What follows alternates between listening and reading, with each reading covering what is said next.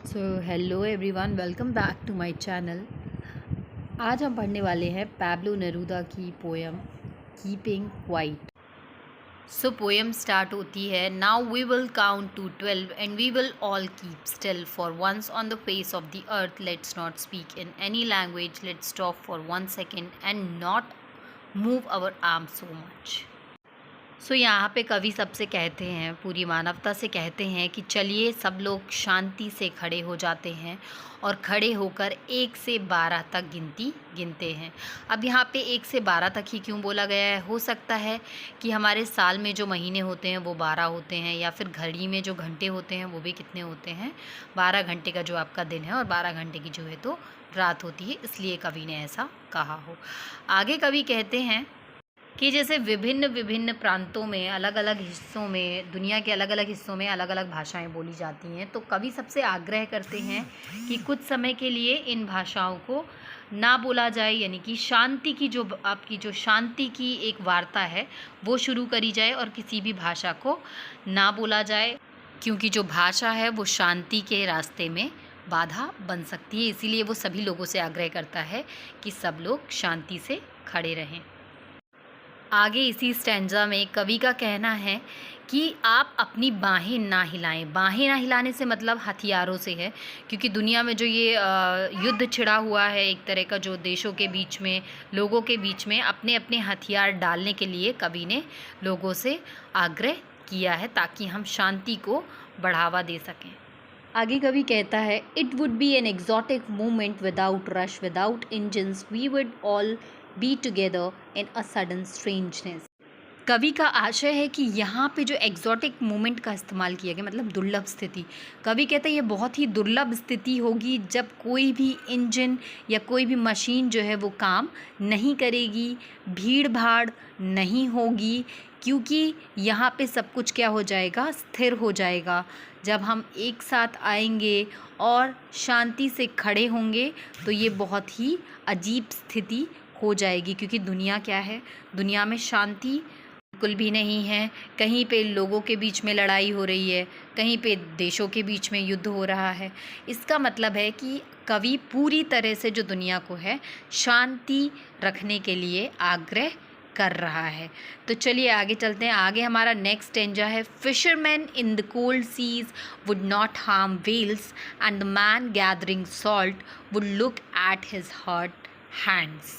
लोग ज़िंदगी की दौड़ में इतने अंधे हो गए हैं कि जो आपकी मूलभूत आवश्यकताएं पूरी होते हुए भी लोग जो है तो अतिरिक्त चीज़ों के पीछे ज़िंदगी भर भागते हैं, ज़िंदगी भर उन चीज़ों के पीछे भागते हैं जो मटीरियलिस्टिक हैं।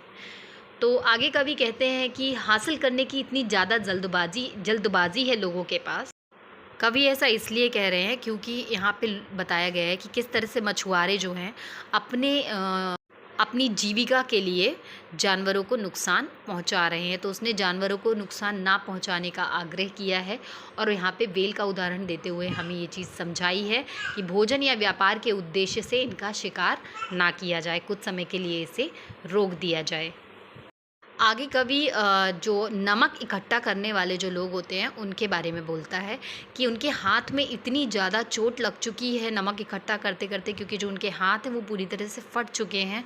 उनके पास इतना समय ही नहीं है, चीज़ों को, मटेरियलिस्टिक थिंग्स के पीछे इतना ज़्यादा वो भाग रहे हैं कि अपनी उपलब्धियों को देखने और महसूस करने के लिए उनके पास बिल्कुल भी समय नहीं है। इसीलिए कुछ समय के लिए उसने बोला है कि स्टिल। नेक्स्ट स्टेंजा है हमारा, those who prepare green wars, wars with gas, wars with fire, victory with no survivors, would put on clean clothes and walk about with their brothers in the shade doing nothing.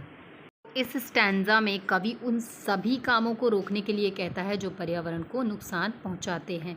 मनुष्य क्या है, अपनी काम, अपने गतिविधियां जो हैं उसकी, वो जैसे कि खुदाई हो गया, आपका वनों की कटाई हो गई, और आपका जो केमिकल वेस्ट होता है वो नदियों में डायरेक्ट जाता है। इससे भी पर्यावरण को क्या होता है, एनवायरनमेंट को बहुत ज़्यादा नुकसान पहुंचता है। तो ये सब क्यों करते हैं लोग? पैसे के लिए करते हैं। तो पोएट आगे कहता है कि लोग जीवन और मानव जाति के प्रति एक नया दृष्टिकोण अपनाएं, मतलब एक नया पॉइंट ऑफ व्यू जो है वो ह्यूमैनिटी के लिए एक नया पॉइंट ऑफ व्यू जो है हमें बनाना पड़ेगा। क्योंकि जो भी आपके दुश्मन हैं, जितने भी दुश्मन हैं आपके, उनको आपको अपने भाइयों की तरह उनके साथ व्यवहार करना पड़ेगा, बिहेव करना पड़ेगा, ताकि दुनिया में जो शांति है और सद्भावना जो है उसको बढ़ावा हम दे सकें। आगे की लाइन्स है हमारी, what I want should not be confuse with total inactivity. Life is what it is about. I want no truck with death. If we were not so single-minded about keeping our lives moving and for once could do nothing, perhaps a huge silence might interrupt the sadness of never understanding ourselves and of threatening ourselves with death.